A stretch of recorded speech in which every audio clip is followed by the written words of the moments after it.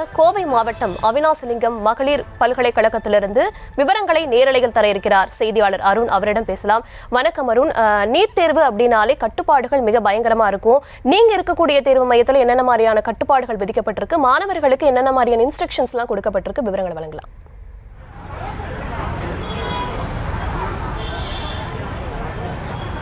நிச்சயமாக தர்ஷினி, அதாவது இந்த நீட் தேர்வு என்பது மற்ற தேர்வுகளை விட மிக அதிக அளவிலான கட்டுப்பாடுகளுடன் கூடிய ஒரு தேர்வு என்பது குறிப்பிடலாம்.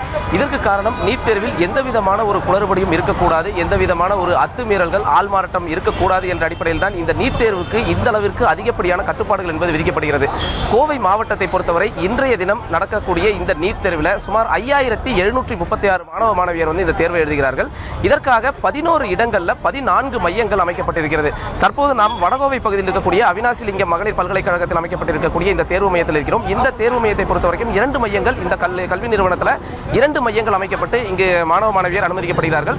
குறிப்பாக மாணவ மாணவியர் வழக்கம் போல எல்லா இடத்தில் இருப்பதை போன்றே கைகளில் வாட்ச் அணிவதோ, கொலுசுகள் அணிவதோ, அதே போன்று கழுத்தில் செயின், காதில் கம்மல் போன்ற எந்த விதமான ஒரு அணிகலன்களை அணிவதற்கு தடை விதிக்கப்பட்டிருக்கிறது. மாணவ மாணவியர் வெளியிலிருந்து கொண்டு செல்வது என்பது அவர்கள் ஆதார் அட்டை, அதே போன்று ஹால் டிக்கெட், கையில் பாஸ்போர்ட் சைஸ் புகைப்படம், இது மட்டுமே கொண்டு செல்ல அனுமதிக்கப்படுகிறார்கள். அது கூட ஒரு கவரில் வைத்து உள்ளே கொண்டு செல்ல அனுமதி என்பது மறுக்கப்படுகிறது.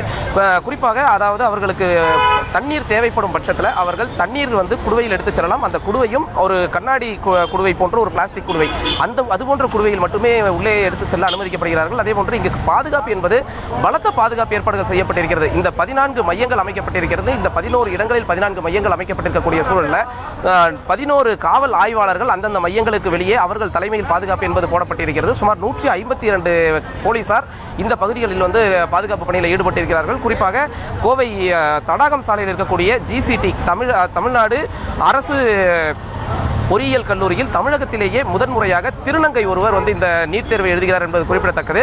அவர் கோவை சாய்பாபா காலனி பகுதியைச் சேர்ந்த ஒரு திருநங்கை. கடந்த 2018ஆம் ஆண்டு அவர் 12ஆம் வகுப்பு தேர்வு பாஸ் செய்த நிலையில் தற்போது அவர் இந்த தேர்வை எழுதுகிறார். இது தமிழகத்திலேயே முதல் முறையாக ஒரு திருநங்கை இந்த நீட் தேர்வை எழுதுகிறார்.